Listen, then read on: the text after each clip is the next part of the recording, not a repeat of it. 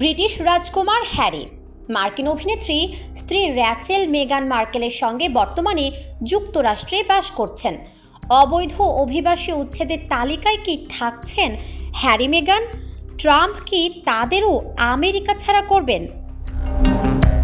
সম্প্রতি new York পোস্টের এক সাক্ষাৎকারে এই প্রশ্নের উত্তর দিয়েছেন ট্রাম্প নিজেই।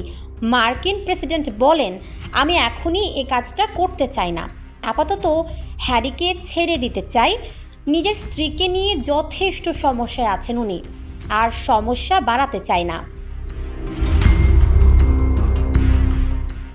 এদিকে হ্যারি এবং মেগান 2020 সালে ব্রিটেনের রাজপরিবার ছেড়ে পাড়ি জমান আমেরিকায়। তারা ক্যালিফোর্নিয়ায় পাকাপাকিভাবে থাকতেও শুরু করেন। হঠাৎই হ্যারির আমেরিকার ভিসার বৈধতা নিয়ে প্রশ্ন উঠেছিল। অভিযোগ ওঠে, ভুল তথ্য দিয়ে ভিসার জন্য আবেদন করেছিলেন এই ব্রিটিশ প্রিন্স। নিজের মাদক সেবন সংক্রান্ত কিছু তথ্য তিনি গোপন রাখেন। অপরদিকে আমেরিকার নির্দিষ্ট কিছু ভিসার আবেদনে অতীতে মাদক সেবনের রেকর্ড আছে কিনা জানতে চাওয়া হয়। মাদক সেবনের রেকর্ড থাকলে ভিসা বাতিল করে দেওয়া হয়। হ্যারি ভিসার আবেদনে জানান তিনি কোনো মাদক সেবন করেননি, কিন্তু বিতর্ক দানা বাঁধে তখন যখন তার আত্মজীবনী প্রকাশ পায়। সেখানেই মাদক সেবনের কথা উল্লেখ করেন প্রিন্স হ্যারি। প্রেসিডেন্ট নির্বাচিত হওয়ার আগেই হ্যারির ভিসা সংক্রান্ত প্রশ্নের মুখে পড়েন ট্রাম্প।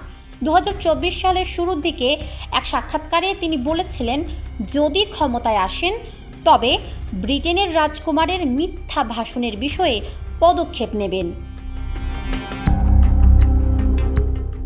হোয়াইট হাউসের মসনদে বসার পর থেকে অবৈধ অভিবাসীদের বিরুদ্ধে কড়া পদক্ষেপ নিতে শুরু করেছেন ট্রাম্প। শত শত মানুষকে অবৈধ অভিবাসী বলে চিহ্নিত করে নিজ নিজ দেশে ফেরত পাঠাচ্ছেন যুক্তরাষ্ট্রের এই প্রেসিডেন্ট। এরই মধ্যে আমেরিকার সেনাবাহিনীর বিমানে 104 জন ভারতীয়কেও ফেরত পাঠানো হয়েছে। এ সকল অবৈধ অভিবাসীদের অপরাধী বলেও উল্লেখ করেন ট্রাম্প। এত কাণ্ডের মাঝেই প্রশ্ন উঠেছে, হ্যারি মেগানকেও কি তাহলে ব্রিটেনে ফেরত পাঠিয়ে দেবে যুক্তরাষ্ট্র?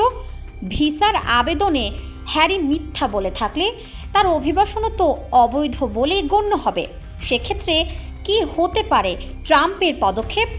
তবে এখনই ব্রিটিশ প্রিন্স হ্যারির বিরুদ্ধে কোনো সিদ্ধান্ত নেবেন না বলে জানিয়েছেন ট্রাম্প।